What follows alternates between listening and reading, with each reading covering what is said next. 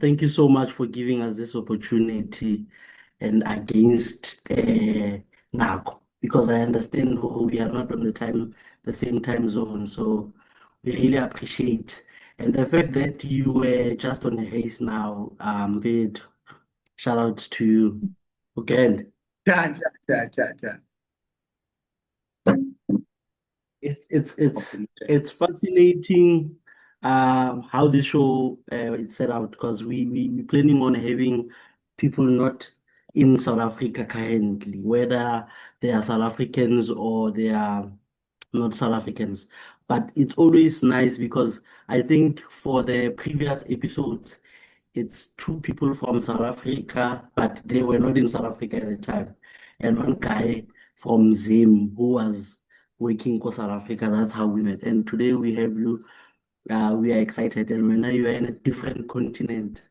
Yo, you are very far from home, bro. How is that? Yo, tell me about it. Tell me about it. And I think a lot of us really that thing, one day we would want to find ourselves in different places. But hey, for someone who's watching, welcome to the show. This is our friends abroad, and today we are super excited. Like this one is exciting because it's different in many ways. We have our brother here, a person that a lot of us look at you go Facebook and we're like, "Even that's one hot man, man, ngaba grand." Ladies and gentlemen, let's welcome Tebogo Ndlovu, who's joining us today. He's currently in China, right? Yes, in Hong Kong, China, yes. Hong Kong, China. Hong Kong. Yeah, I'm in Hong Kong. So it's like 20 minutes away from China. It's like a quick thing.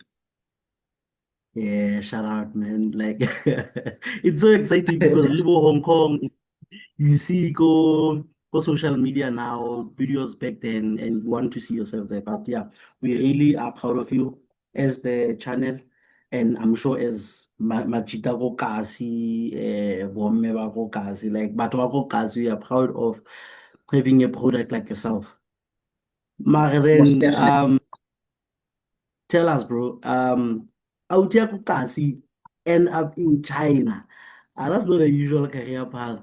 Normally, we have ba magata, doctors, all those careers, engineers. We never think of, even if we think of sport, we think of soccer.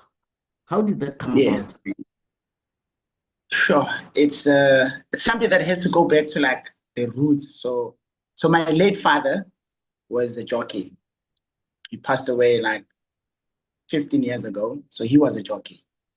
And obviously I kind of grew up in a horse racing environment whereby obviously I would go with my father to races and this and that. Me and my brother, so there's two of us. My brother is a teacher also in South Africa. So we would, my older brother. So we'd always go with my father to races. And for me, I kind of fell in love with the sports. And I guess it was like a two-thing ways. It was like a debate because it was either my brother does it or I do it. Yeah. But because obviously it requires one to be very small and short, small shoe size, like the requirements are quite harsh. So then my Mm. brother realized, for hey, now I can't do this because now I'm too big. So there was another option. We say, Debza, will you be able to carry on? But nobody, like my father didn't come to us and said, hey, I'd love for you guys to be jockeys. It was just one of those things where along the lines when I was doing my schooling, I was like, man, I've seen how my father looks after us. This is a good career. I mean, Yes. I'm not saying it was bad or good. It sounds like, sometimes we always look up to our parents to see how is life treating them so that we can follow their path. So I was like, okay, let me give this a try. Only to find out, I guess it was just in me. I just fell in love with the sports. And for some good reason, right? Sometimes you excel quite good. You excel quite good Yeah. because it's not like you're That's starting how from it the is. scratch. Yeah, it's Mm. like someone that starts off a business that's already been at home. So kakala jwalo here, that's when I started falling in love with the sports. And fortunately, my father passed away while I was still in school. And we then had to take a decision with my mother to say, where to from here? you want to be a jockey or you want to carry on academically? I said, Erike Zame horse racing. And it was hard at first Yeah. because then there was a time frame. My mother gave me like a time frame for, okay, so if you go to the academy, I'll give you 2 years. If you don't make it in 2 years, I need you to go back to the academic life, like focus in school and everything like that. So I didn't drop out at school. So there's a Jockey's Academy in Durban, a Shongwen. So they'll take you like when you... Shout out. I didn't that thing exists. I didn't even know. I didn't even know that such a thing exists. Yeah, no, it's actually big though. But you know, it's always been a white spot. So nobody really looks into you black, especially from Kasi. I mean, from Orange Farm, one would think, I'm gonna quasi the parents a mashala to everyone donking and it's a mashala. So one Yes, I wanted to say either dipere tsa mashala or we see dipere from Basotho. Never dipere as a way of like enjoying sport. It always exactly. It's a tool. Or So then my mother was like, Ndwana, I said, okay, give me 2 years, it's fine. I'll go. So it takes you about 18 months. So it's almost like a year and a half for you to graduate to be race riding. So in that 18 months, it's like academia diski. You'll have to do all your training. About that. Yeah, basic horsemanship, do this, do that. So the reason why I said it was tough because I thought it would just happen like automatically. Like as usual, and then that's it. Until there's basics. And it's not just something that you can just wake up and decide to do. You need to learn this and learn that. So then I find that quite difficult. So remember my first 3 months I failed. And because there's like short terms, 3 months, 3 months, 3 months, but they give you 18 months to see if you're good enough or not. And then I remember my mother said to me, I'm not so sure, Mtanami, but we'll see. So I carried on, but because it was something that was always in me, it kind of became much more easier when I was now into it with the flow. Understand? And then obviously I'd loved horses before, but I don't understand. I thought, okay, so there has to be an attitude when you do race riding. It's not like there has to be an attitude that comes with it, like any other sports. And then I did that, and I guess God and my ancestors were with me, and the career took a liking into me, and that's how I ended up being here. And bro, like with what you just said, for a minute, I'm thinking of like the safety aspect of it. Like, how do you ensure that you are safe? Like, how do you know I'm 100% safe? Both when you are riding and just having the interaction with a horse. Because when sometimes we think animals they are out to attack. That's why in so what makes you so comfortable? I'm safe around this beautiful horse. It's the most important thing that I've learned. It's passion. Remember, if you are passionate with something, it gives you a step ahead than someone that's talented. So I had passion. Yes, listen, it's very dangerous. Horse racing is the most dangerous sport you could ever think of because you're trying to control an animal that's got a mind of its own. Yes. Understand? Yeah, this thing has got a mind of its own. You don't know what Robert is wrong for saying it, and it doesn't see you like a dog. Like yeah. We hoodie, we get and then it gets used to you. But with the horse, I just ride it. So it has firstly I'd say passion. I was very passionate about it. Remember, animals connect with us spiritually, also with energies, right? So if you go ride a horse and it can sense that you're scared of it, chances are it might just do something out of the ordinary. Because horses are already nervous. So the reason why they teach us at the academy, calm yourself down. Like a horse can sense if you're going through something in life, Like it's a very sensitive animal, but a beautiful one of note. So the safety side is like, I'd always try and do horse racing, even when I'm going through something. I'll put it aside when I go to work and just make sure that I'm clean. My energy is clean.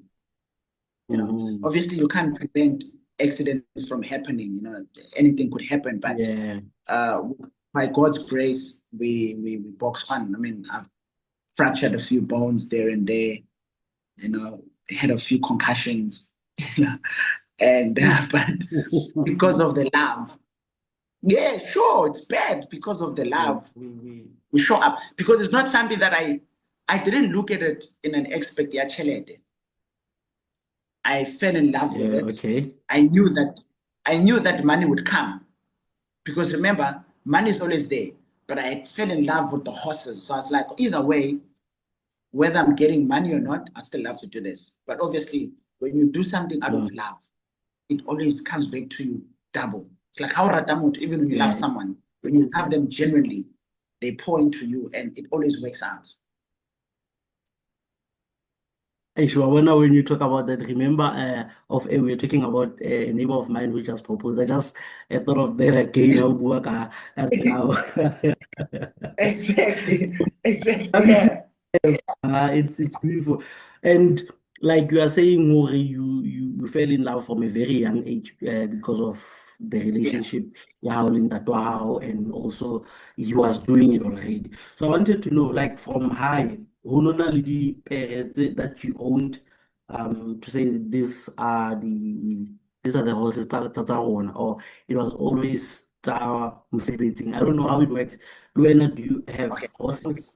The horse that you ride, is it your horse or it's a horse? It's like ke tool ya mosebetsing, like ke ne ke tjho spanning hona le motho a sebetsang ka this thing like Majida Disk, Azala Disk. Yeah. For maybe I made a bad example. Actually, I did. I made a bad example. Yeah, but the horse that you that you have Understand. or that you raise with, is it your horse or it's a horse? Yeah, maybe the company that you work for, and also from your dad. Did it also have horses or kinele di 17? Oh, so we used to stay not far from Transnet, Corrigi Farm, right? But Okay. because of life experiences, we had to move. Rieko, there was this one place called Aikenhof. I'm sure you know it. Aikenhof. Yeah, I can. Yeah. Like when you go past Jackson, there's like amakayanyana lapana where it's Aikenhof. So we stayed there, right? So where we stayed, it was a farm that was owned by a white guy. The white guy had horses, and he had a riding school to teach people how to ride. And that's how my father discovered he wants to be a horse rider, because he left with his mother and father, and that's how he met my mother. And we were there. Then we went back to Orange Farm, but obviously we had to go back there because father had to work. So then every day when we went to school, so I used to attend Skoloko. There's this public school just in Jackson called Elututemba Public School. So I didn't go to school in Orange. I went to that school because it was convenient. It was close by. So I went to that school. Okay. We used to use public transport from Daso to Aikenhof. So that the public transport would be from Majazana to school, and then Lehigh. So people that were attending is people from Lehigh, Majazana, Aikenhof, obviously Jackson and all of that. Yeah. Jackson. So we didn't have our own horses, but the place that we stayed at, my grandfather was working for that white guy, and my grandmother was a helper in that white guy's house.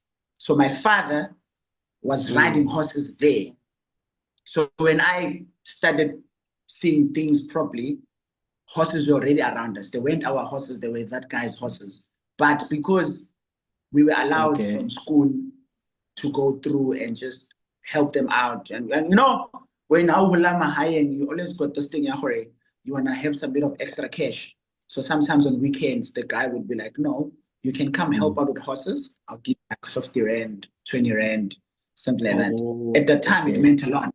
So that's how there was a crew of us, big crew of us. So that's how we could ride, Yeah. still riding and do this. And until now, at that time, I'm really, really, really falling in love with the sports. So that's how I ended up for going deep into it. So we never had horses at home. We still, well, that's the story for later on, but we never had horses at home. And it was just that white guy's horses that I learned from. And he became my mentor also. He became my riding master. And yeah, that's how I ended up with this thing. Like, bro, the first ride, do you remember the first ride that you had? And like, how close were you with it? Okay, so my first horse to ride, I might not remember, but the first horse that I raced with, like competition time, my first horse, I remember the name. It was a horse called Volatile. It was a Tefanting race course. Yeah, it was a Tefanting race course. Which year? I'm sure you know Tefanting. Huh? Yeah, I think we went there.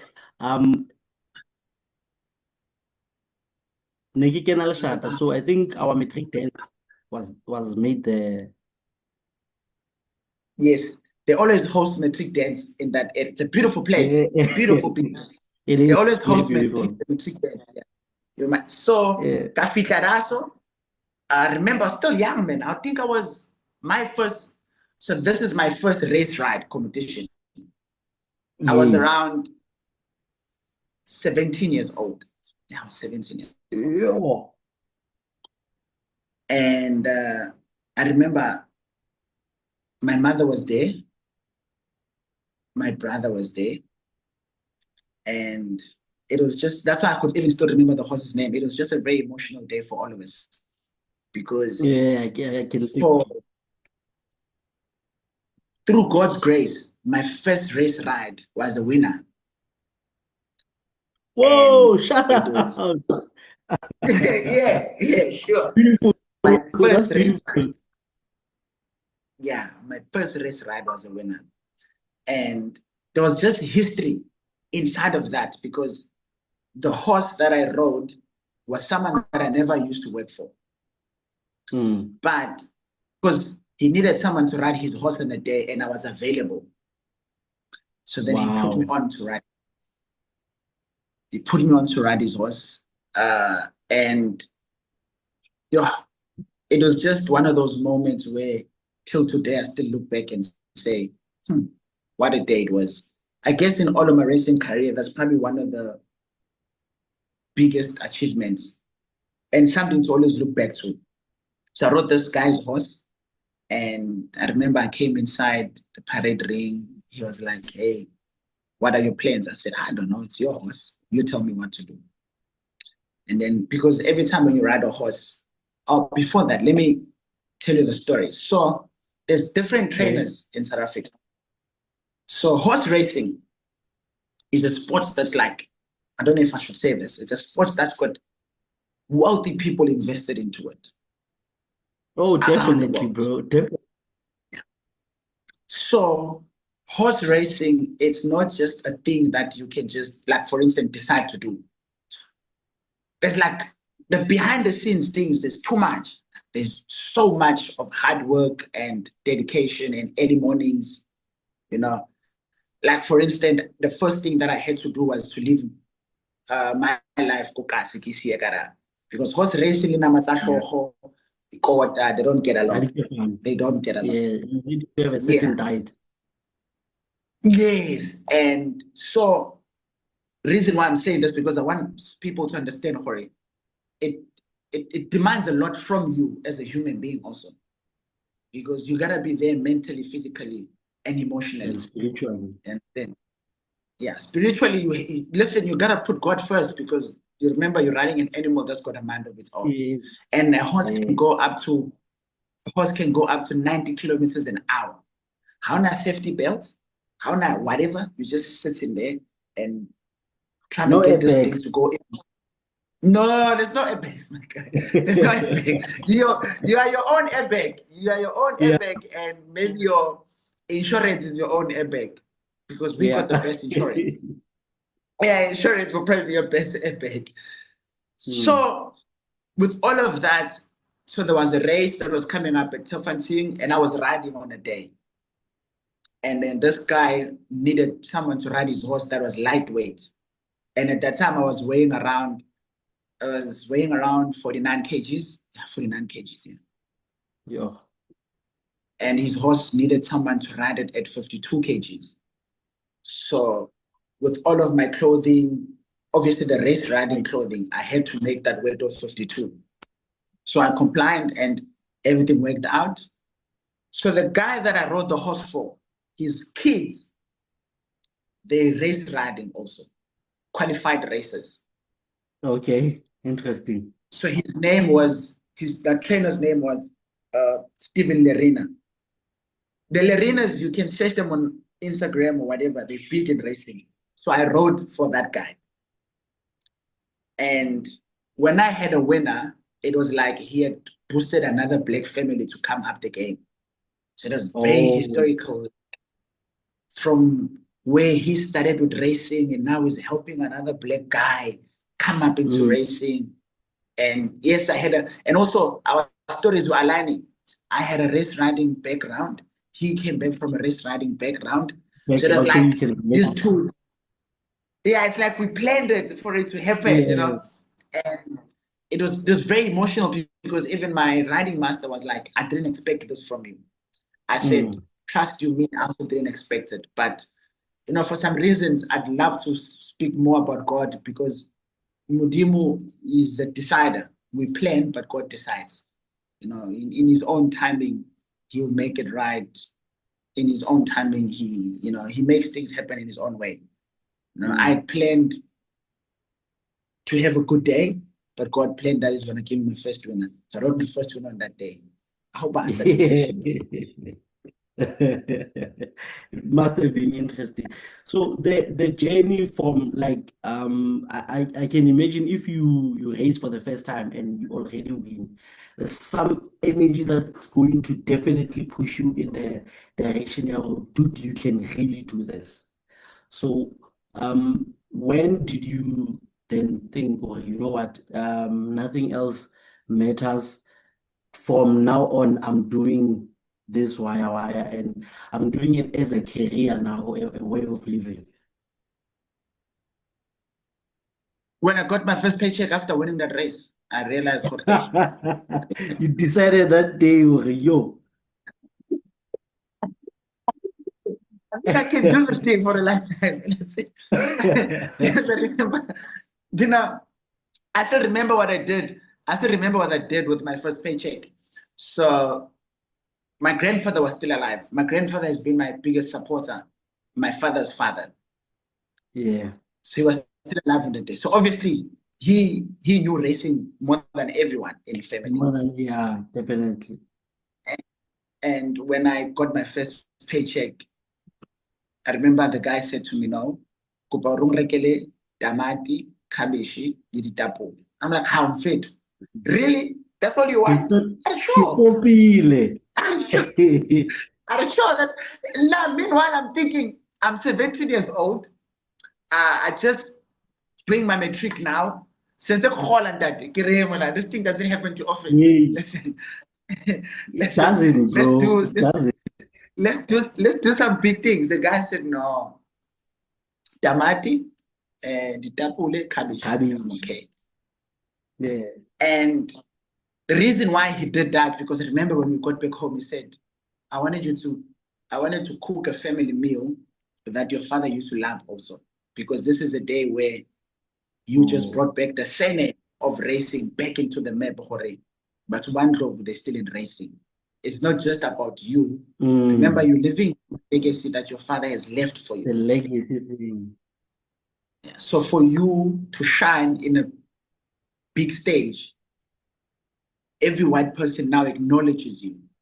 So for now, I take pride and joy onto that because I know now, it's funny, you know, but that when I learned,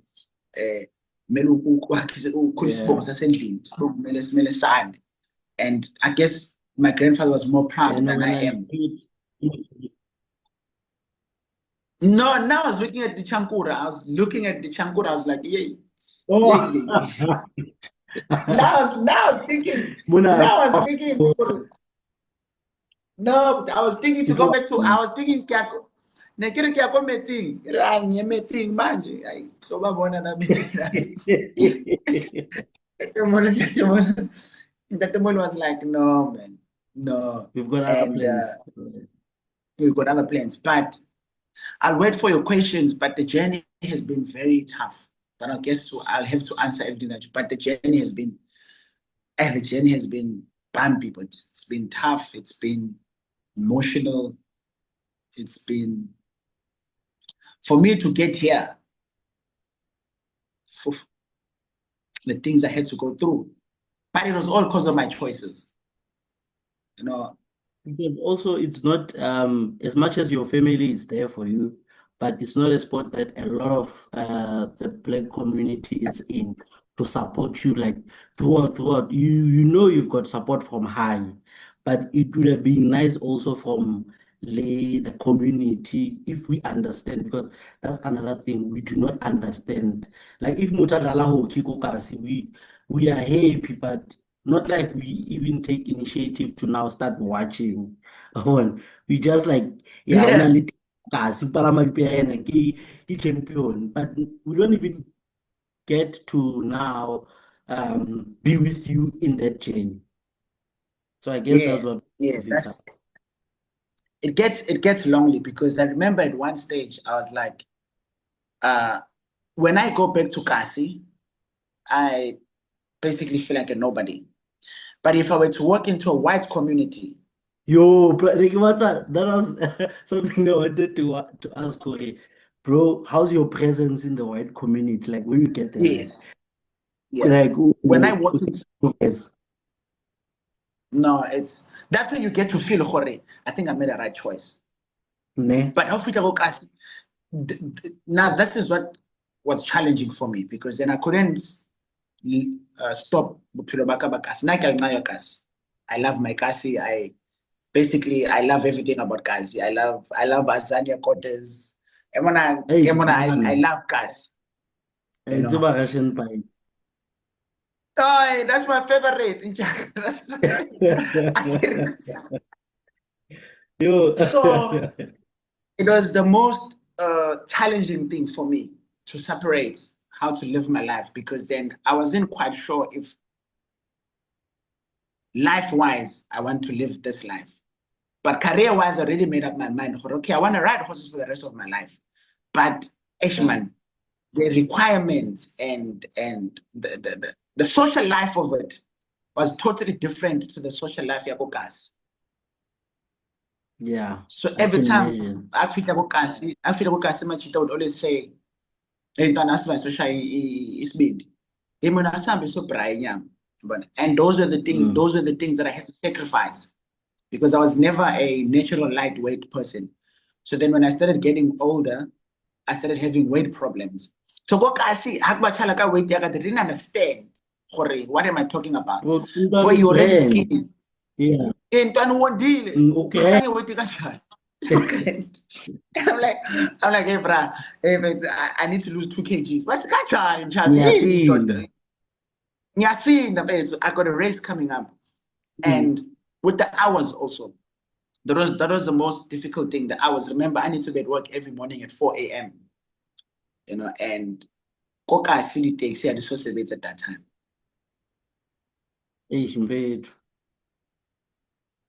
So that's why I said the journey has been very. That's why I'd say that's why Batuboka I said they can only because I've been in range farm my whole life. But Batuboka actually they only acknowledge me now. Would say, oh, Nentwana Yasekas, it's pana. Ikibela Mahash. So they started calling me so Mahash. Yeah. But I've been in the force for long. When they That's a started saying, given, hey, though. So Mahash, so Mahash, so Mahash. I'm like, Yeah. so it's always been because I only started really living my life Libatubakasi when I find my balance in life. Because now I'd already found like balance. I know the difference. I don't get easily tempted to do Dintotse. I guess that's what most, sorry to say this, but that's what most soccer players fail at, sorry, to live life at this kid. and to please Batubakasi. Because you can't do two things at once. You need to choose. You have to choose one. Yeah. Kasi life is fun. Things about Kasi, for instance, Orange Farm, not every day. You're not gonna put a full stop onto it. Yeah, they were always. And I wanted to ask that, Vero, in terms of now, you move from Kasi, like you're saying, overseas now. How do you adapt to, or like, how's your social life as soon as you get there? 6 months down the line, you're only away from home. How do you adjust? Because Kasi, there's that thing here, okay, there's always someone. But now you are in a foreign land. How do you deal with your social life? My first 3 months here, I almost went back home. I think I used to cry all the time. As a man, it's just because at some point in time, it was very difficult. It was very hard emotionally. It was draining. But there was one thing that kept me here.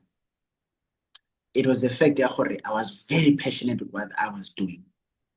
So even when I was going through a rough patch, because then the hours were different. So I'd always come back from work, so it was 2 a.m. in South Africa. And a guy here it's already 8 a.m. The sun is out. The day has to carry on. Yeah. Yeah. People at home are sleeping. I can't talk to anyone.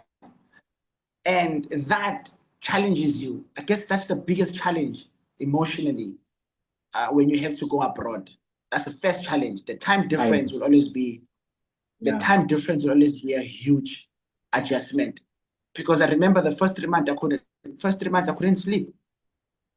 So when I was supposed to go to work, because I started work at 4 Hong Kong time, which is at 4 it's 10 p.m. in South Africa. And you started 4 a.m. Yeah, 4 a.m. I must be at work. Yes, I must be at work at 4 a.m. Hong Kong time, China time. Oh, and that's it's 10 p.m. Yeah, that's 10 p.m. And I remember I could sometimes fall asleep going to work because that's the time my body wants to sleep. And it was very difficult, and I don't know if I should say this, but how long did it take? How long did it take for your body to adjust to the new time zone?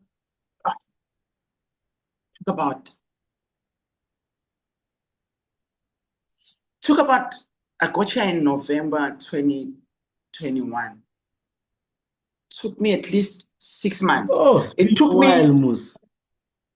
Yeah, it took me to go back home for my holidays in July.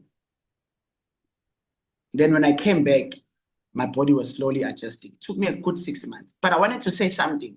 So, sometimes people don't really want to give credit when it's due. But when I first came here, Sweet helped me a lot. She really helped me a lot because even though we're not even together, but she really helped because I remember I got here in November and in December she came here. And it became a little bit better with someone from home because I was alone here. And worst part, I was the only Black person for the company. So it was very tough. She played a very huge role. Very low. But at that time, I didn't even know how to say hello in Chinese. Like, I didn't know anything. For now, it was just like, I remember my prayer was like, hey, Mudim, Ungize guy, where am I at? Because I don't understand what's going on here. From the water, you can't drink water from the tap. There's already a different atmosphere. The weather played a huge role because when I got here, it was around these times. So it's like sometimes it's very hot. It gets very humid here. It's like it'll get to like humidity will make it feel like it's 80 degrees. can imagine how hot it gets. Oh, Like it gets very hot. Like you can't even do anything.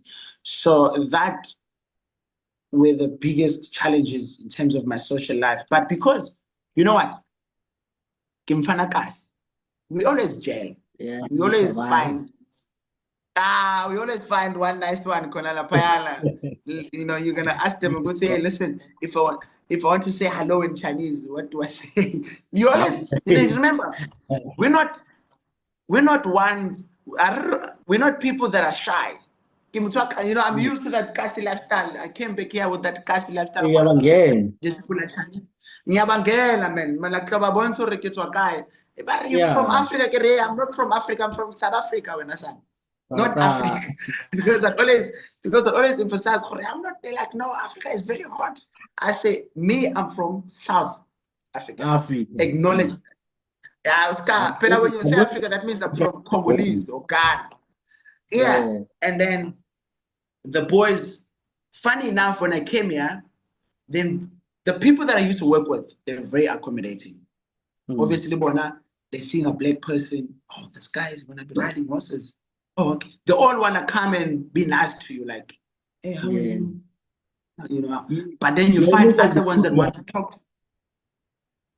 Yeah, you know those rich kids that go to first day at school when you know the father is rich. We all want to be their friends. So I look like that guy, black guy, and don't always come and touch my hair. Always come and touch my hair. But So why that is your thing, hair like this? it's real, bro. Because I saw it go TikTok, so it really happens. Yeah, it's real. Yeah. Damn.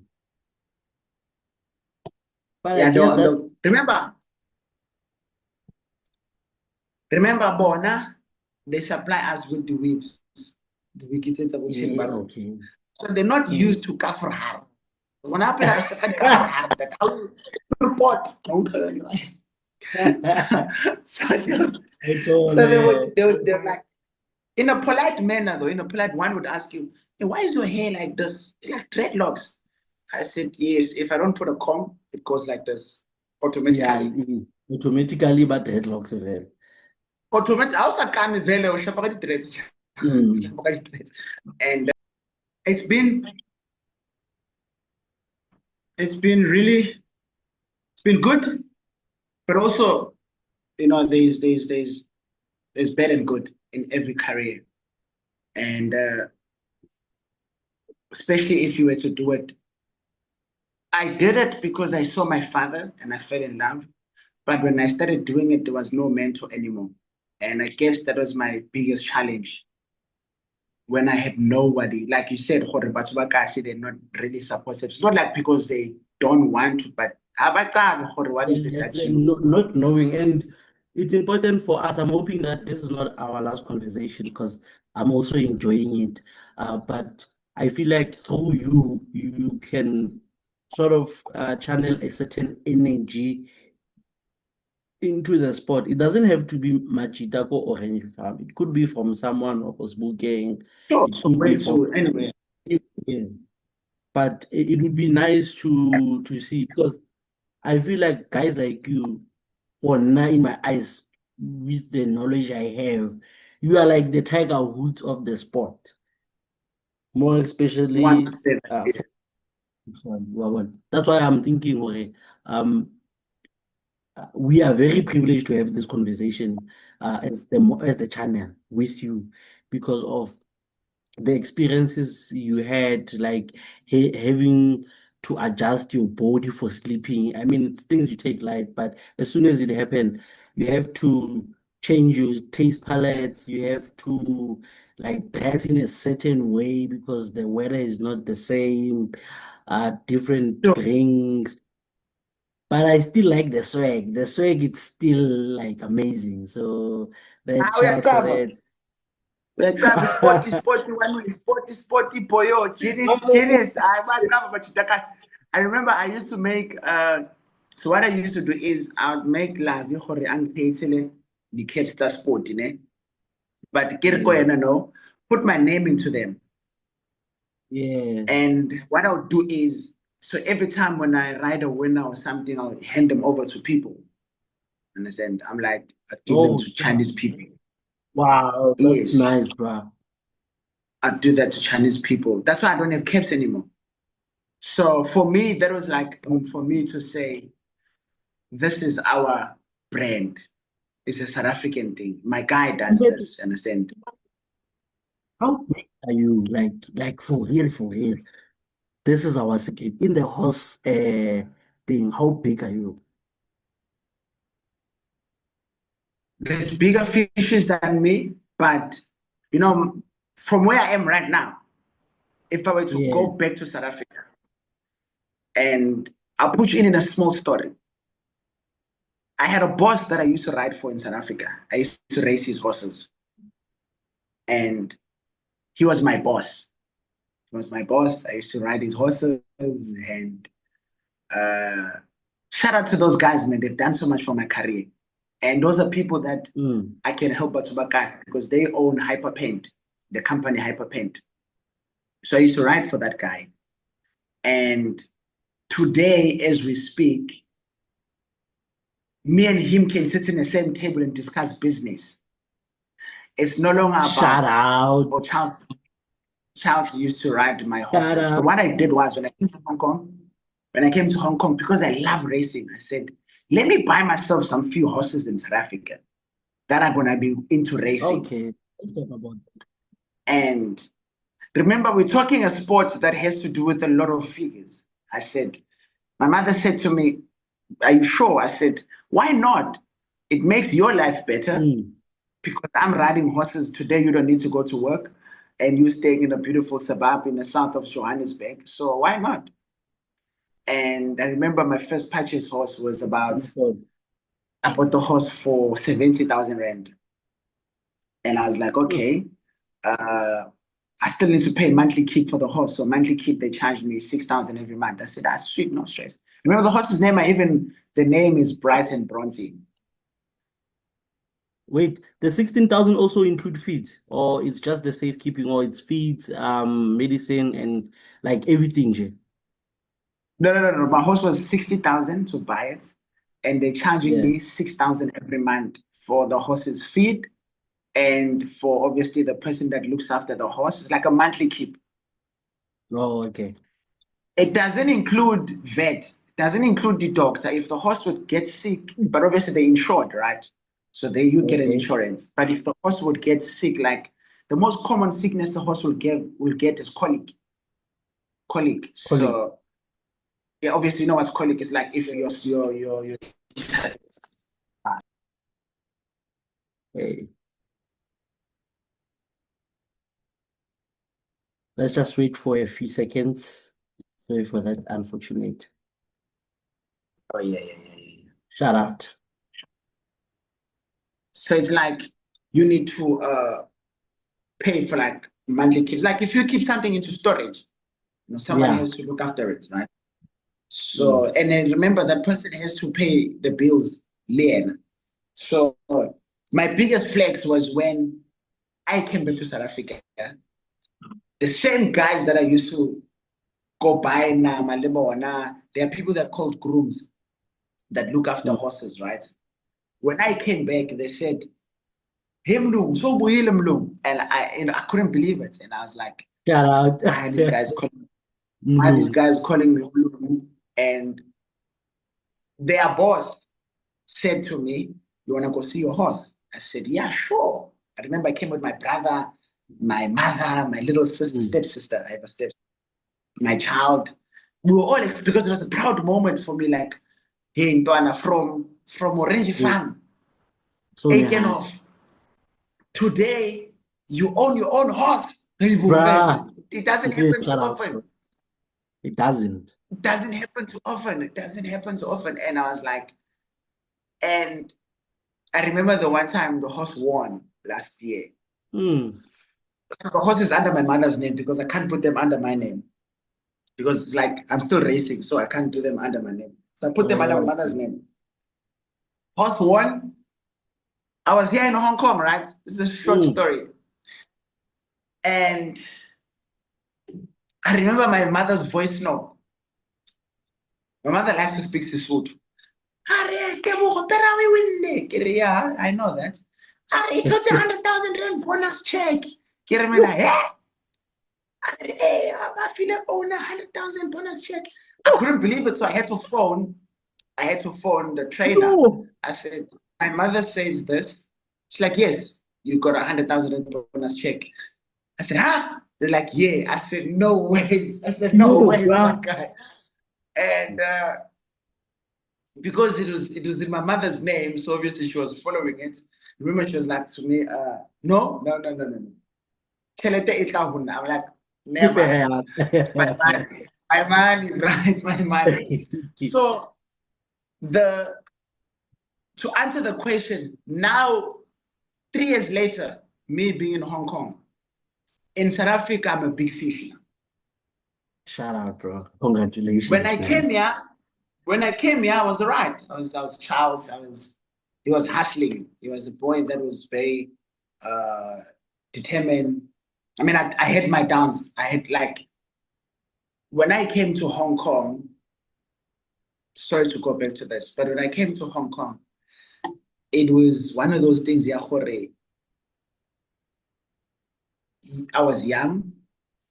I was very good. I was very good in racing in South Africa, like very, very good. Mm-hmm. And I was like any other typical sports player. I was very spoiled. And I remember my career took a very downhill, like it got so bad. Now we're talking just before I came to Hong Kong.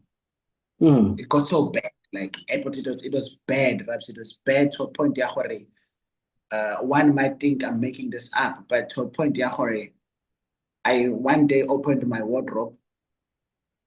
I didn't even have a pair of undies. Yo, how did that happen? And I said to myself, I'll get to that. I said to myself, from driving an M5 at age 23 Oh, dog. Shout out. to not having undies at age 26. Yeah, Yeah, no, that's does life have to work? I said, does life have to work like this? I said, yeah, no. that's a bit harsh. And one might think, I remember that's one thing that motivates me the most because at that time, I just had a child.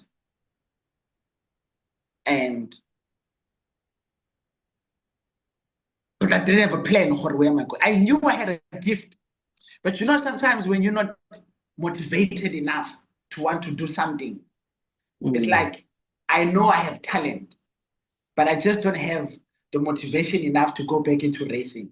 I was still in racing, but things were bad because racing. Yeah. The disadvantage of a black person in racing, it's a white people's sport. So if you were to compete with a white boy, you need to be 2 times better than him because he's white and you black. There's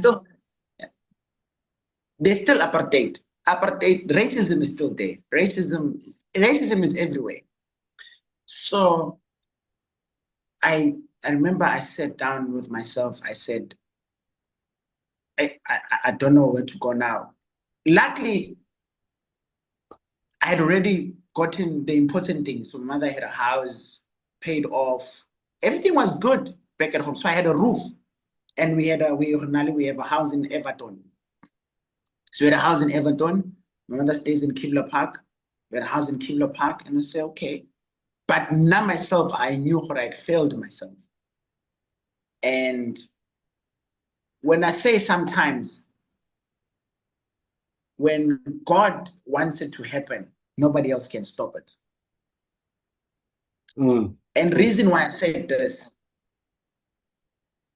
before I came to Hong Kong, there was a job offer in China. They were looking for jockeys from South Africa. Remember, Chinese president and South African president, they have a relationship together. Very good one. Okay. Very good relationship in terms of business and opportunities. That's why China invests a lot in South Africa. So they got a connection. So even in racing, remember, the government, when we speak about the government, that's what people don't understand. When we talk about now I'm going to go into the politics side a little bit. When we speak government, we speak the Ruperts, the Oppenheimers. Damn. Yo, You that's understand? harsh. And sure, and the Ruperts and Oppenheimers are people that own racing in South Africa. Also, yeah, you know, that thing that you just said now, it's so scary. Or the government is the Hoopers and the Oppenheimers, because that's the man. So meaning our government is Maybe, basic. maybe one might say, yeah, but why do Charles have to say this? But because I'm from the racing environment, it takes you to be there to understand, oh, this is how this thing rolls. You understand? Because for now, who would have thought, I can one day share a meal with Oppenheimers? Who would thought, one Oh, day I can shake hands with the Ruperts? Who would thought, so one day I can shake hands with. Remember, there was G20. G20, the Ruperts were there. They were the ones that were speaking too much. But we're not going to go into the politics side. I'm just trying to come back to the China was looking for jockeys, and I remember they sent me an invitation. They said, "You're not doing that good now in South Africa. Here's an opportunity for you to go abroad." I said, "Okay, sweet. I'm interested. I want to go." They sent me the invitation, and the first day, I couldn't join the Zoom interview. Guess what? I had girls in my side. I had alcohol. No, I had girls. I had alcohol. Like any other sportsman. Said, woke Yeah. up in the morning, said, +86, +852. Who are these people? It was China. Okay, missed that one. Followed up again. They sent another invitation again. This time around, I'm driving from Tefanting Racecourse. When I'm driving from Tefanting Racecourse, it's load shedding. There's no network. Yo. I do answer the call. I join the meeting, but there's no network. It's like this guy is not serious. First, he was not Sure, available. Now, him.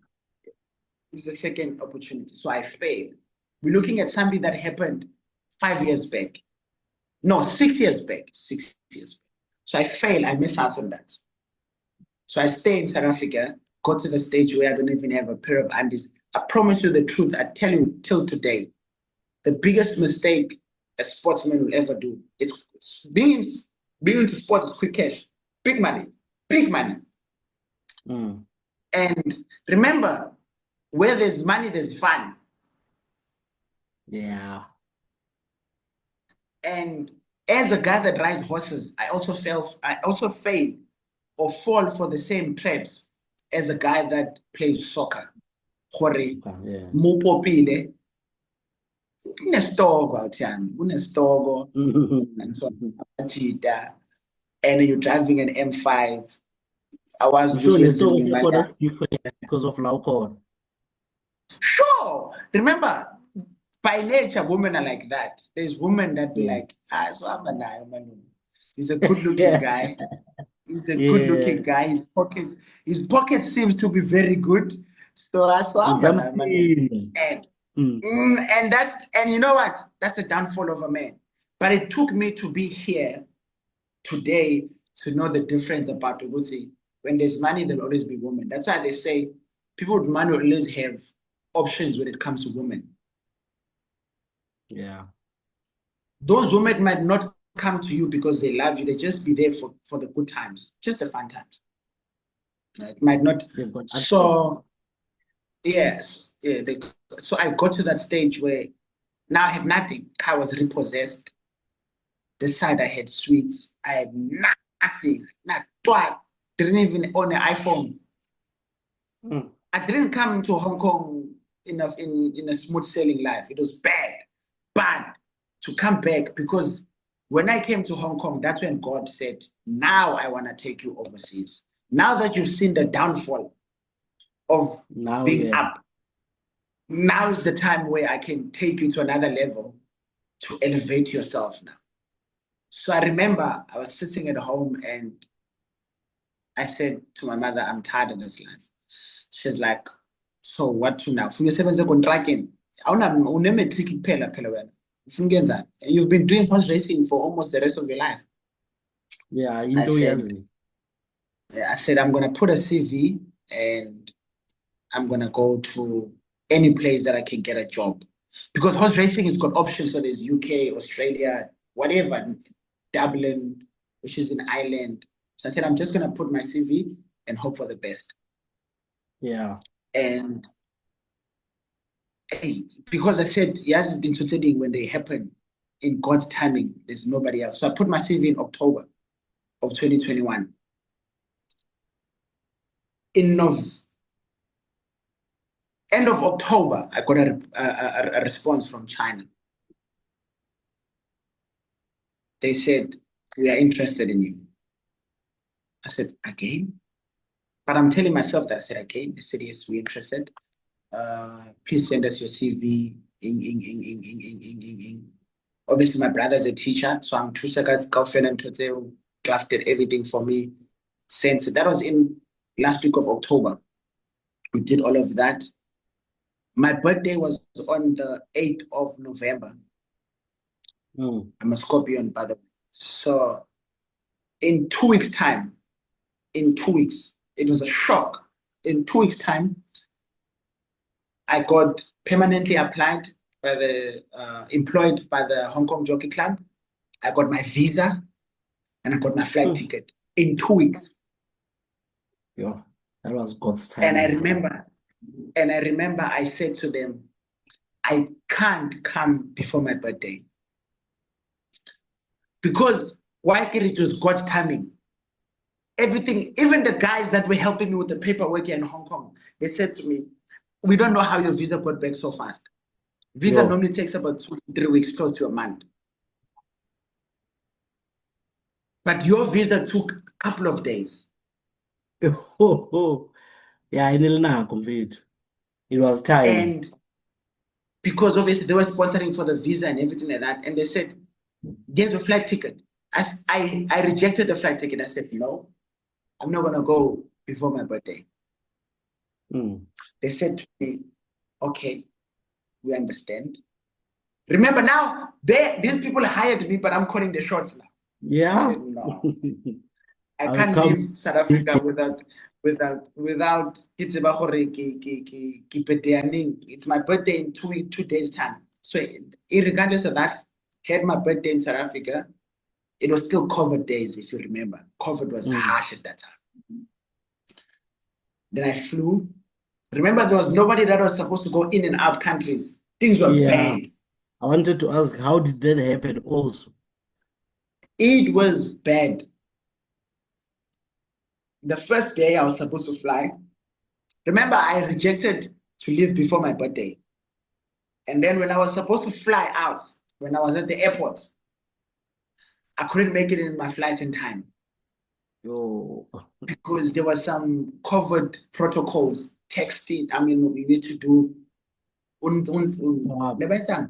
saliva, molding blood, this, and I missed my flight.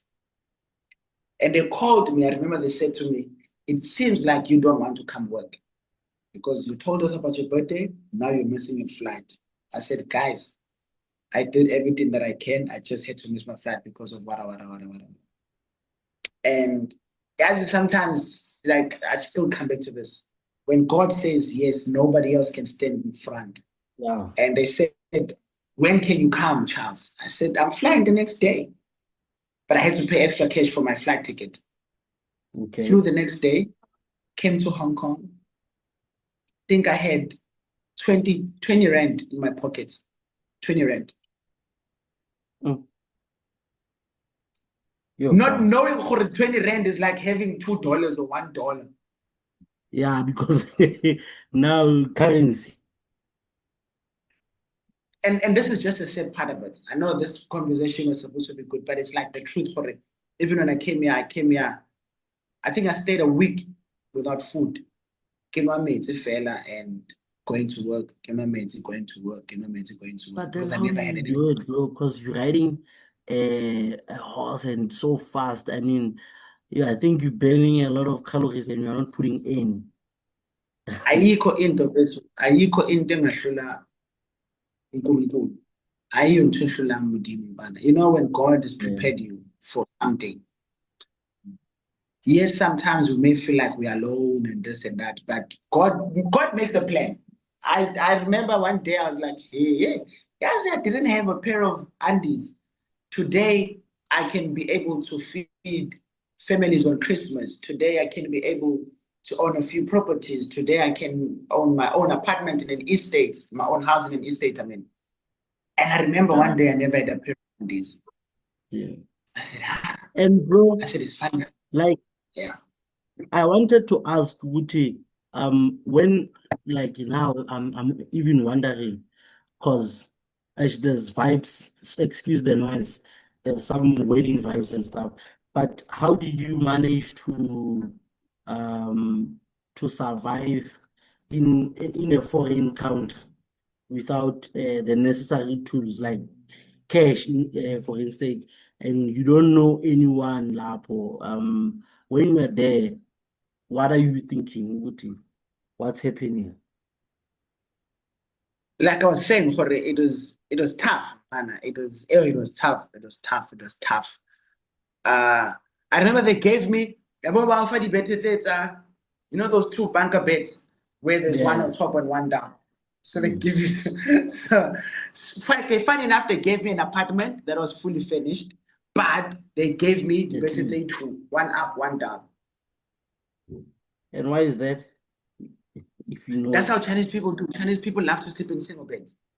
That's in their nature. Oh, It's like they're trying to minimize space for okay. So if we're looking at better, so it's two, one up, one down, one up, one down. So in a two-bedroom apartment, they can be sleeping four people. oh, okay. Makes That's in sense. their nature. They think different compared to us. So Jesus, I got here, and yeah, it was tough. Yo. I never had Wi-Fi. I never had a SIM card. I remember I used to go to work to connect to Wi-Fi because SIM cards sometimes they don't work here. So I had to go to work, then I'll get messages, Mm. when I leave this place, there's no more Wi-Fi for me. You know, I That had is bad, to eh? Good enough I for a had to SIM card, be bro. the SIM card was like $70. $70 looking at about 300 rand. I only came back here with Mm. 20 rand. How was I going to be able to afford a SIM card in a week? It's impossible. It was Oh, tough. But like any other way, we from the Kasi, bruh. Now I still look up to Rangy Farm. I said, it has taught me a lot. I'd look up to Jackson. It has taught me a lot. I look up to Zonke Zizu. It has taught me a lot. You know, mm. you maneuver, man. You make friends very quickly. Very quickly. I made a friend Yeah. at work. I was like, hey, your English is very bad. It's like, yeah, my English is very. I said, I'll teach you English. You teach me I teach you. Cantonese, I'll teach you English. Yeah. Yeah, I said things like that. So it's a jack of trades. I said, when I tell Ruzisa when I thank Kenya was Chinese. And the lighting Yeah. loved me for some reason. Arajela. And just hello, you say Josan. This is How what, about thank you, yeah. you say Sheshe. Now Okay, when you low. say but at some point in time, when it comes to my house, I say, put on your hotspot quickly. Yeah. Put on your hotspot. I need to hotspot myself. Yeah. We all winning sometimes, you know. Then I'm calling the chance, but then I got here, it was that's Bomadi 15. Yeah, it was around Bomadi 15th of November because I left home just after my birthday. It was around Bomadi 15 and I was getting paid in a week's time At when I least. got you. So we get paid here on the 26th. So I was getting paid. No one knows again. Yeah, I'm saying by Charles Ndlovu. Ask no one knows Well, again. Yeah. Senior. It's no one knows plus can I just piece hanyani kiram. Kinto. Mm. Okay, yeah. It was a sharp man. But Yeah. then I was still, I saw a lady this money, they've paid me in Hong Kong dollars, not in rands. I get it, Okay. couple of thousands. Hi man. Hakiri man, but this is in my Hong Kong account. I sharpened the calculation. This much transfer into South Africa, how much is it? Kiremo no go siyaduma masibona kirete. Que popile. Right, lalela. Kira lalela. This money is three Glele. times at home. Kira is three times at home. Kirai. Let me call someone to come and visit me. That's what I called, obviously, that girl to come and visit me, sweet. And then we adjusted quite good because Nona Lemute Pedisang Liena, Yeah, at Suzulunyana, least the Lapona, social life now is better. yeah, and then I became a pro into cooking noodles because we eat noodles a lot. I get sharp and fun. I'm gonna open a noodle shop in Orange Farm. I get sharp and Ah, shout out. Do that, bro. You know I cook. noodles. But I Mm. make the best noodles ever. I make noodles. Pela, that was the cheapest thing to get. Very cheap. And we all know noodles from South Africa. It's not like Horenersa about petty noodles. I Yeah. sharpen my noodles because then you were scared to go to the market. Because remember, we got this thing in your guys.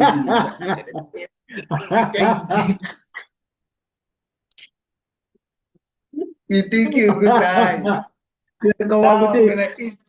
Ja, ngeke. I I do. We are born good. If I were to go to because the supermarkets here, the funny part, the supermarkets here, man. It's like, but it's scary. It's scary because Yeah. then you need to know what you're trying to buy. It's like This is they so have funny. the most weirdest thing I've eaten was chicken, but in a little sample of beef. I was like, nah, bruh. Nah, bruh. No, there's something Ngiyalisiba happening. lisapho. Ngiyalisiba Mm. lisapho la mana. Yeah, so That's good. Yeah. normally. Ay, yeah, bariki chicken. Chicken, I take it just got chicken. But a chicken steak. Get it so they make their own chicken steak, these people. Ay, Chicken I was like, steak. man. There's no way. I still battle living today with the food. Yeah, like every time I'll have like an upset tummy, something like that, because the food here they eat a lot of seafood, like your octopus, prawns, but they don't make them like the ocean basket or whatsoever. It's like Yeah. it's that was the other difficult part. Food was very difficult till today. 4 years later, food is still difficult, very difficult Even for me to adjust. I get shepherd but fried rice now. Huh? okay. No, I wanted to say, but now at least you so also adjusting with the Jota thing short. So I know I wish we can have another conversation again about different things now, like getting to share people into the sport. Now it's just to introduce Tebza and what he does. But I think maybe we can have another session where right now you share them into to the sport because maybe it might help even Lintwana that are coming up in the game to say at least what Bakas understand about the sport. But then the plans for I don't know if I should say for 2026 on the future plans with tapes. What is it that we can expect? Can we see something? I know some people they always come back and also Nali Ndlovu Academy, a horse academy. What is it that we can expect from it? It could be for next year or it could be in the future.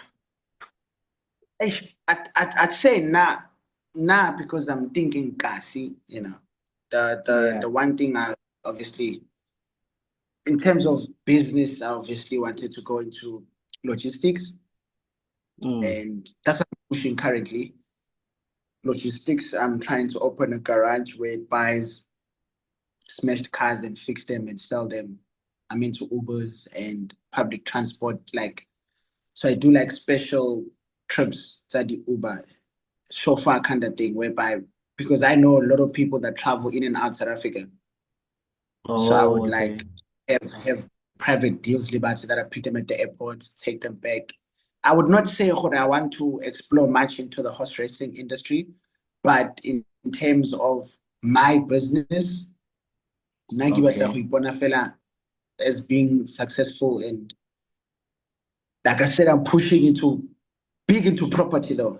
I'm big into property, buying and renovating and selling. It's been slow, but I'm doing all of that. But you know, the most important thing that I wanted to do for Kasiak, I was planning to do like a, it's not like a guest house, but it's like, you know, Sakumzi, but where I Yeah. can be able to give people riding lessons, teach them about horse racing, just give them riding lessons. But it's like something that's probably not going to happen anytime soon. But for now, Kokasi, ngifuna ukunifakela ama-guest house because it gets about it. That's why the money is at.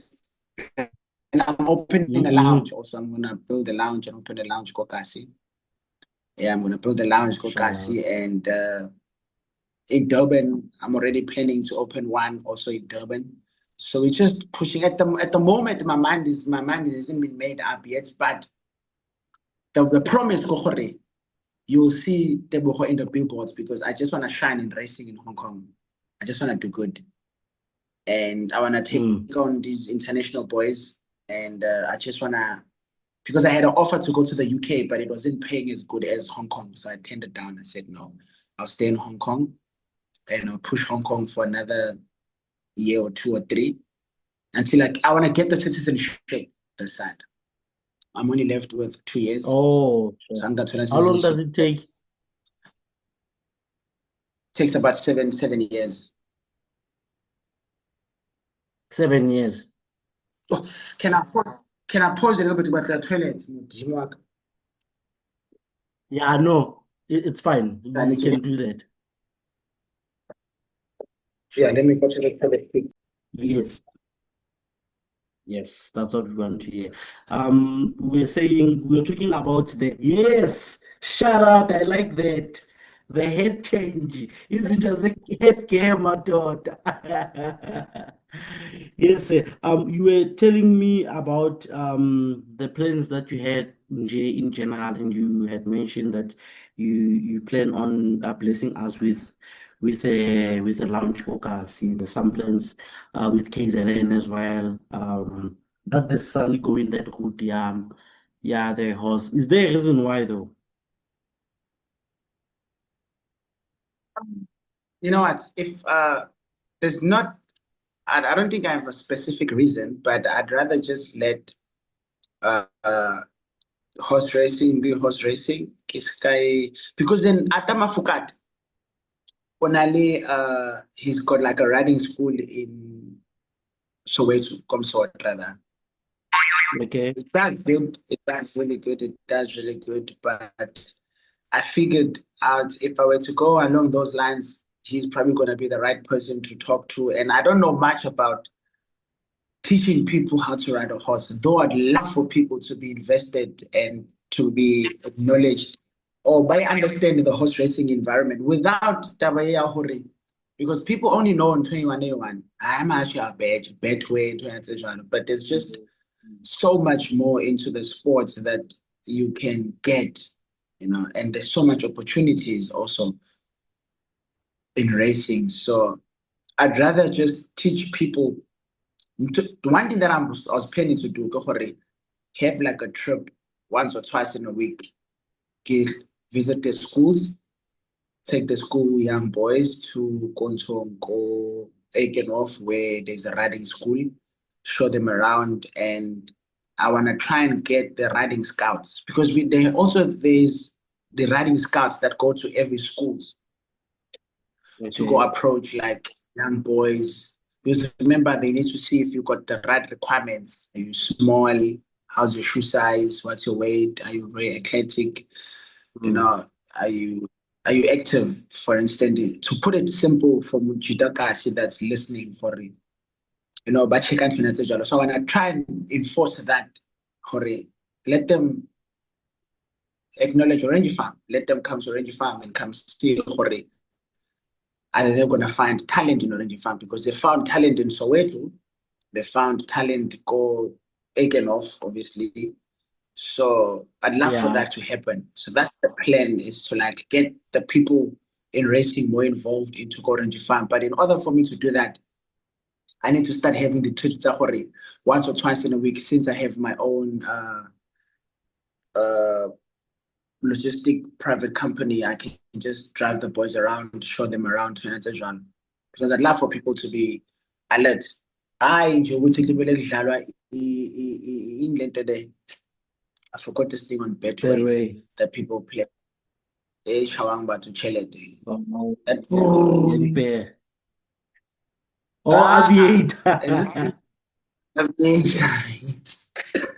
I mean, you know the funny part? The funny part, Kohori, I'm more known than our youth. Remember the people the old people, old age people. Yes. But we are not better. Oh, that's That is the concept. You know, that was one of the nicest things. That was probably one of the nicest things. So cut this thing short.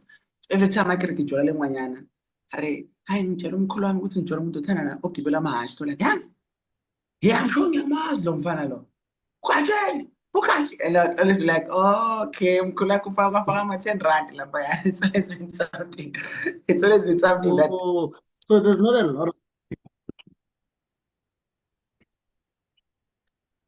a lot of black people in the sport. Oh no, there's not. There's one boy though. He was scouted go Emlaz. No, Wamash. Yeah. When I speak talent, that boy. Yeah. When I speak talent, I speak that boy. Black boy, never had a racing background. He doesn't come from any racing background. He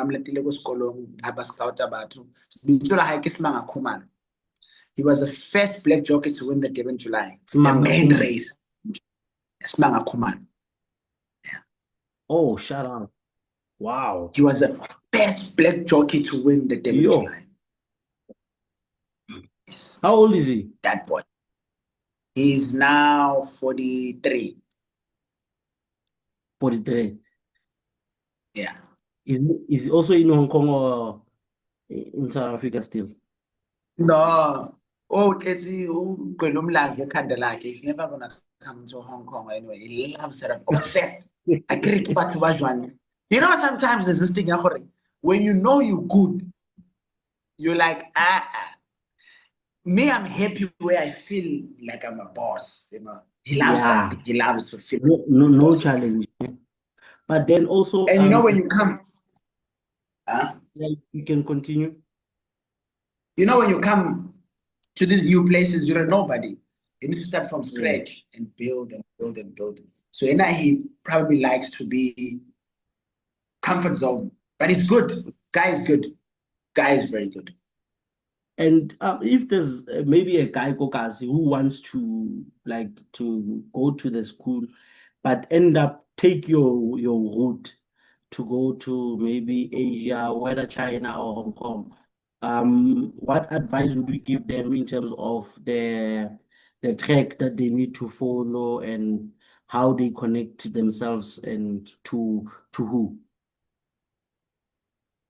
First thing,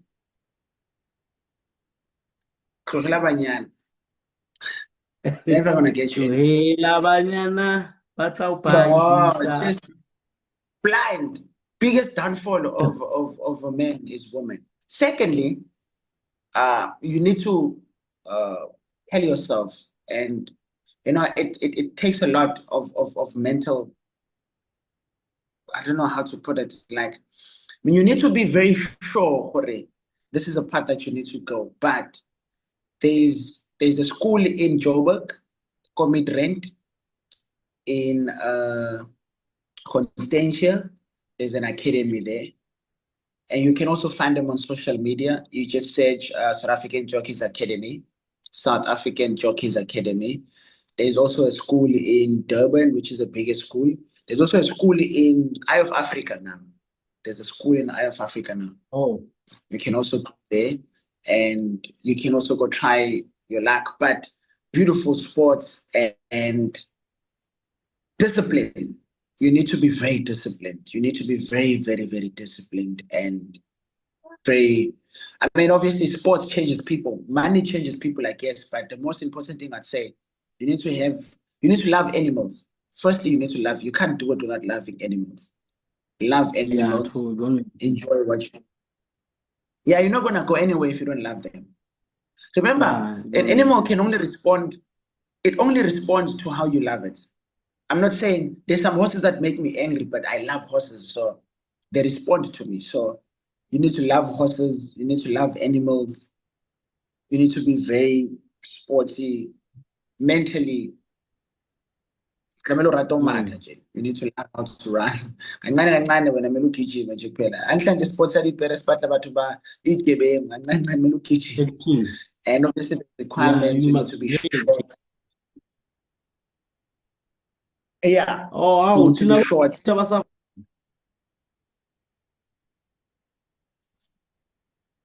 Anguzwa? ngithi aboshoti yithi abasurvivayo. Ah, yeah, but wena ngithi manje awusana six pack. Kumele ube ne six pack phela ngokugibela manje. Ngathi akuchallenge but asingizoya ejimini kusasa. Ku-December kanje. There. No, you can't. You cannot. But for people that want to go into this thing, I'm also available to help out Machitakasi. You can find me Shout on out. any Yeah. social platform. You can find me on any social platform. I also do help out with charities. The one biggest thing that I'm involved into, Hispanistan Libo Kenny. I'm sure you know Kenny, Chico, and all of that. Yeah. I Can you always try and yes, Kenny Mudis, I always try and give back like Rekadieta Honada. So I mean I'm not deep into it, but it's a line that I'm trying to give back to the community. That's why I always have. I'm not too sure when is this thing going to be posted. So what I do is every year on the 24th of December, I give out 3 families that are in need. I give them 500 Rand vouchers, Pick and Pay vouchers each. Shout out, Njayami. I think that's a very good initiative that you are doing. And just to honor you, I think we'll drop this on the 24th, bruh. We wanted to drop it earlier, but just for also what you're doing, a big shout out to you because, giving back, it's so important because those kids, they know Putebo. And they know Putebo Atibera Mahash. You don't know what is that doing to them because you are giving back to those families. Abo mama nabo, they are hearts. That's why maybe you would get even more blessings and because of those hearts that are happy. Shout out, bro. That's amazing what you do. That's amazing. Yes, I also posted it on my TikTok. So I've always been doing that. So every time, the most important days on a calendar, Christmas, Good Friday, because I also came back from a family that at one stage had nothing, and I know how it is Yeah. to feel like Christmas and you can't have a meal. It's because Christmas is about family. We're more Christians than Muslims. We Yeah. believe in having a meal on Christmas and this. Sometimes Bloma just with your family, shisinyama kancane, means a lot. Just because I can't be with my family this year or any other Christmas year, it doesn't mean I shouldn't give back. And you don't have to give back when you reach. You can always give back when you feel like you got something that's extra. Other than I'm more of that person that says, other than going to drink it and go out with girls, I'd rather just give back. And now my biggest advice I tell the young guys that are growing up, just pick one woman, my friend. Oh, chase this dog is not gonna get you anywhere, my guy. I've been there, I've done that. It comes with a price, and the price is huge to pay. So if you find one good one, just stick to them. I mean, I'm not saying behind every successful man there's a woman because we can still make it without women, but if you find the right one, just hold on to them. And especially when you want to come into the horse racing industry, because it's a sport that will make you exposed to Asian women, white women. You get to see them and they like you. And they like you because You're doing well. but yeah, of course, we're not gonna be abroad if you're not doing well. So those are the things that you need to be a lookout for because they're the quickest way down. Because remember, if you need to be at work at 4 a.m., and we're not busy banyana at 12 p.m., how are you going to be able to wake up at You're gonna 3? take It's your time. impossible. You're not going to wake up. Yeah, You'll always miss it's work. gonna take it. Yeah. So, I'll hear from you. if you were to give advice to a young businessman, because I'm asking this because you spoke about business. I remember the first, I don't know if it was the first, but I remember there was a property that you bought, and then you said, I'm converting this into rental.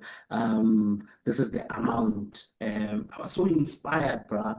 And actually, I have never spoken about this, but I also bought my first property, and Pro, what did you give Pro? You know, Pro Maseko. yeah, Yeah, that's my best friend. He pours a Liliana, pours a Liliana. yeah. That's So my it's guy. like you Pro, Chico, abantu abafana noKane, in terms of the property space. Like I was inspired, and I was like, you know what? These guys, they walk the same street there in Hamba also. The only thing that I can do now is get inspired and copy and paste their formula, even though I won't know it into detail, but this is something positive to post, to copy. So if you were to speak to that person who wants to be in business, whether in logistics, whether into animals, whether into property, what advice would you give with the experience that you've accumulated so far? It's simple. Always put in what you're willing to lose. Mm. And I had to Always learn that the hard put way. in what The you need reason to why I'm lose. saying yes, Mm. because you see, we want to go into business with the mindset of making money because we're thinking, okay, it's business, I want to make money. And you find yourself now in a back foot into the way you would have planned them to go. And Yeah, so true. nkile tjhelete ya Mm. bana ya dijo. So nkile tjhelete ya bana ya dijo, nkile di-savings tsa hao kaofela, and this thing is not working out. Or mang, listen, there's some greedy people outside. Mang o sa o tletse ka botleva, the deal is not going the way it has to go. And now you're standing there, you're thinking, Jesus, what do I do now? Do I fight? Do I do that? So the best advice, and because I came from so much failures and I've lost so much money onto people that are trying to buy properties from in Orange Farm and other 3 years I've been chasing the same dream. You know, there's some agencies that you like to put money in when you're supposed to sign the deal. So I always say, put in what you're willing to lose. That's how I see business now. Now you're giving yourself a 50% chance. And it's always going to work I out could if win you a put in something that you know very well. That's why they say when you want to save money that you're not willing, you save money that you're willing to lose, for instance. Like, if you're getting paid 10,000, you can't save 10,000 rand. You need to save maybe 1,000 rand from that. You understand? It's just that with the bank is more guaranteed. So if you were to go into business, I'd say go in with the mindset, it's not always going to work out the way you wanted it to work out. And having to go into business, you need to have a really good structure and find good people that you can trust. The most important thing, Yeah, whatever thing trust that is you try to do, everything. find genuine people. You know, to find genuine people in life is very hard. Like for instance, Kenny, Chico, those are people that I'd never known, but because we're all going through the same path, we've managed to hook up together, talk about this. And it's always going to work out because the vision is the same. There's nobody that's greedy there. Because we know, you Yeah. see, like if you were to go into business, it's not going to work out. Because business is a long-term thing. You know, Yeah, you you do it need to now. think of 5 years. Mm. Yeah. Even if it works out So, in 6 months, but put it in a 5-year plan. Put it in a 5-year plan. Okay, where do I see this in 5 years? So if you were to want to go into business, for now, I started from business. I started doing business with no experience. I went into Ubers. How much does an Uber make a month? I went into properties without knowing what does property mean. And I said, I mean, I started selling clothes, and I have my own brand called Umuntu Akalahlwa. And I went into that. Yes, I have my own brand. It's popular in Hong Kong now. Umuntu Akalahlwa. They know it very well when I work with it. Oh, bro, you need to hook me up. I'm placing an order. You will send me the things. I think the next person on your interview or whenever I get the next person that I interview, I must be wearing that. And people would ask me, why Umuntu Akalahlwa? Why, Vel? I said, people would ask me, why Umuntu Akalahlwa? Because I was down, and there are people that will love you when you're down. Very much, because they just love to see you in that space. You know, there are people that love to keep you in a place where they feel like they're in control over your life. And then when I started making money, I started losing so much people. I started losing friends. Actually, I wasn't losing. People were just showing their true colors. You know, when people start saying, "I want to send to Maria's jail. I want to send to Indian's jail." You like, but it's not like a good thing. When you see me, there's something that changed. You just now showing myself what kind of a person you are. And oftentimes, people that have made it in life, they forget where they come from. And they forget the people that has helped them to get there, because you're never going to climb a ladder on your own. It's impossible. And I figured that was my life experience. I said, Umuntu Akalahlwa, just because you don't serve me in that season doesn't mean I need to begala you pants. It's just that on that season of my life, it's just a season. Life is seasonable. It just doesn't mean as maybe I'm going through hardship or any, and you don't fit from what I'm facing. Doesn't mean we out here.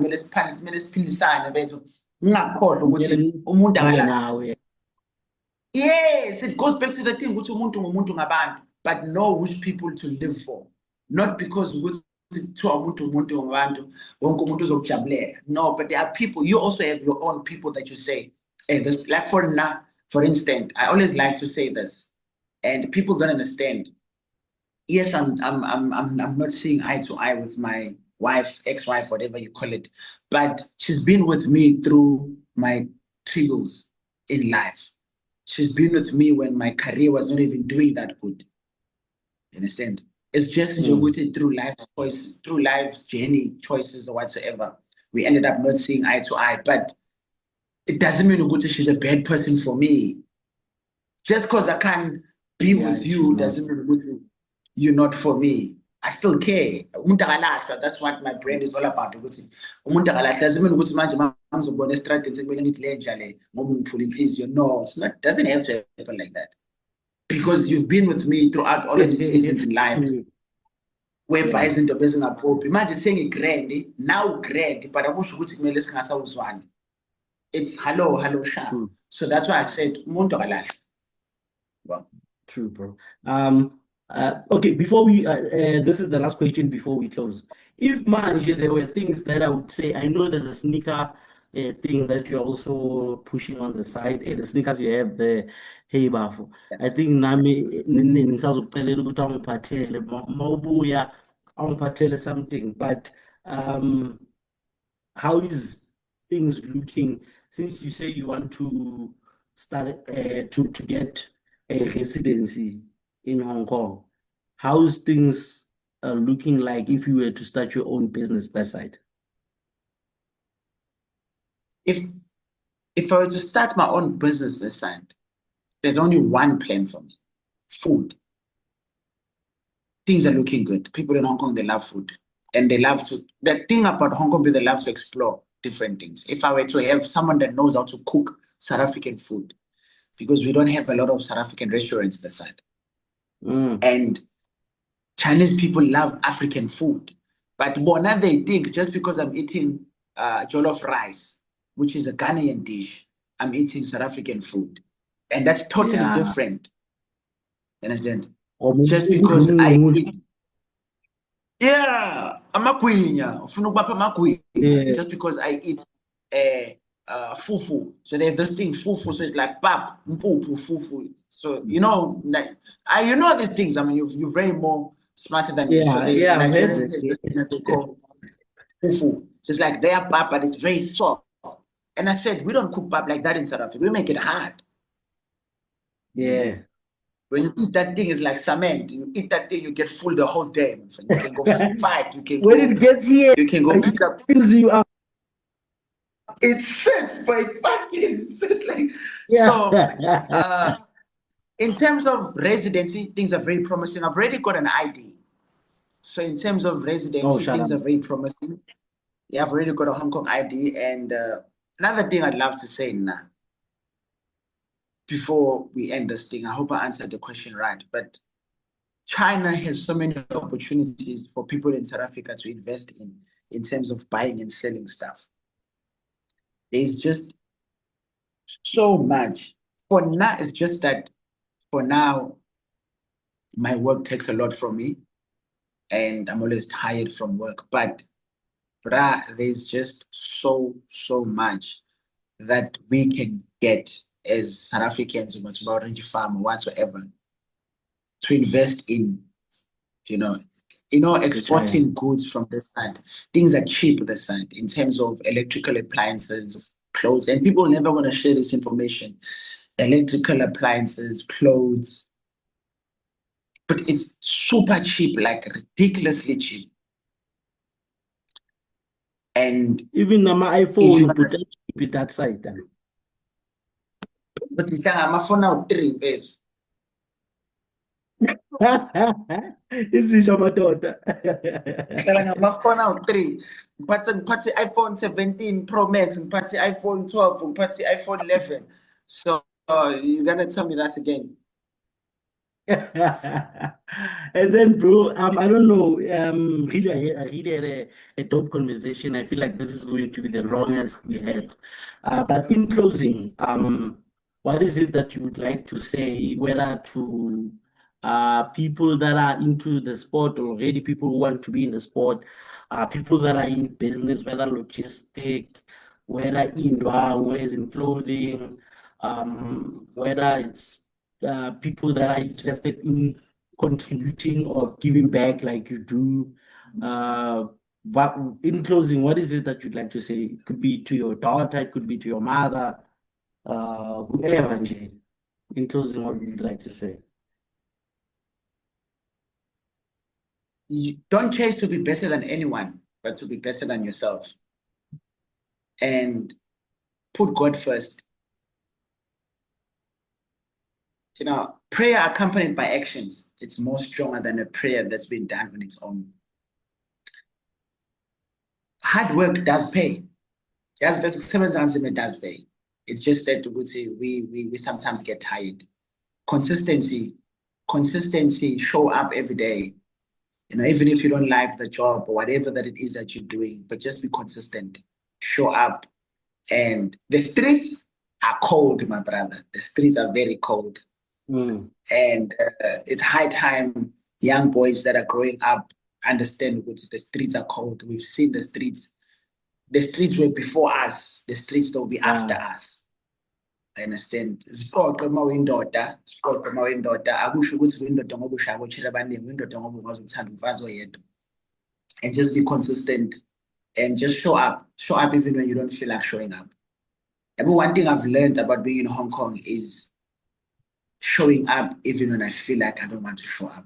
Hong Kong makes you be responsible, makes you be focused.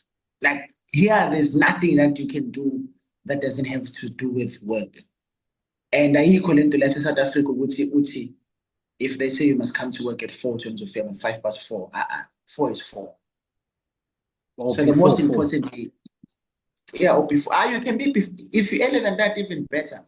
But the most important thing I'll tell youngsters or people that are even in the industry, consistency is always something that gives you the best results. Consistency is better than talent. Because if you're consistent into something, you become good at it. And always seek advice. Don't die alone. Seek advice. The people that are around you that are willing to help you. You're never going to do life alone, my guy. It's impossible. You're never going to do life alone. and always stay humbled. Always stay humbled. Phahlela idlozi lakho if umuntu okuphahla ushisa impepho yakho liphayana. And the fun times in life always come when you've reached a stage where you can be now. Money gives you options. So that's what I'm trying to say. If you be consistent and focused at what you're doing, money gives you options. Ayikho lento lokuthi bathi hey money gives you options, and it's just the truth. So whoever that's wanting to go into horse racing, it's doable. If I can do it, we can do it. So many opportunities. Horse racing is all over the world. All over the world. Even in Zimbabwe, they have horse racing, in a sense. So you can always travel in horse racing if you're very good at it, in a sense. So put your head down, span, put God first, show up. I'm not one to motivate much, but I just believe in hard work, consistency, and determination, and a very good work ethic. I mean, there's one thing that I've really learned a lot, and maybe I'm saying this for the 30th time or 100th time. You must chase the store. If we're in Domazan, just stay on your lane and do the right things in life. And understand what bad things happen to good people also. That's how God works. Yeah. Yeah. But thank you so much with what you just said, but also most importantly, thank you so much for giving us this time. We really appreciate you, not just as a channel, but I'm sure a lot of people, people that are in business, the families that you are helping. I'm happy we had this conversation because now people that don't even know you, they get an opportunity to hear about the things that you do, the things that you've done, and the plans as well. So thank you so much for everything, what you are doing, even for other people, what you've done for our channel, because this is a beautiful interview. I feel like we just archived your story, and 5 years from now, 5 months from now, maybe 5 days from now, somebody might watch this and be inspired to do what they actually love. It might be cricket, it might Sure. be swimming, hockey, whatever. It might be whatever. But thank you so Exactly. much. Your background doesn't define where your future is going. Just because you come from poor families or bad classes or whatsoever doesn't mean that your life has to end, my friend. There's more to life, and there's more to live for. There's more to live for. The world outside is beautiful. The world outside is beautiful and it's worth giving a chance. If God gives you a chance, just explore it. You will never regret even a single day. But there's so much opportunities to any given child. Our opportunities are equal to each other. Ayikho ifavorite kaNkulunkulu, ayikho ifavorite kaSibani. Does not matter where you come from. It never matters, and it doesn't stop you from doing anything. It's just Njoguti, you need to put in work. If you want it to be done, you need to put in work. And for people that want to get help for horse racing, you can search the South African Jockeys Academy, or just find me on all the social platforms as Charles Ndlovu. I can help you out if you're trying to go into the horse racing industry. We also take girls. There's women that are racing. They're doing good, very good. It's not just a men's sport. There's also women that are doing it. So if you're interested, I promise you'll love it. When you love speed, you love horses. Yeah. Thank you so much. I hope one day when please sit on that chair again for several hours, you will be available. Thank you so much, brother. Definitely. And I'm gonna go sleep now. It's 10 to 11. 10 to 11. This side it's 10 to 5. Yeah, no, I'm 10 to 11 now. It was The time difference is amazing, bro. Hey, the time difference is amazing. But shout out, bro. We really appreciate it. Thank you, my guy. For people in Orange Farm, lalela ungahlali emethini kakhulu man. Ushaya umoya kancane ke lidladleni nasemethini lapha ukubona umhlaba. One thing about the world, it's big. It can accommodate all of us, and it's beautiful.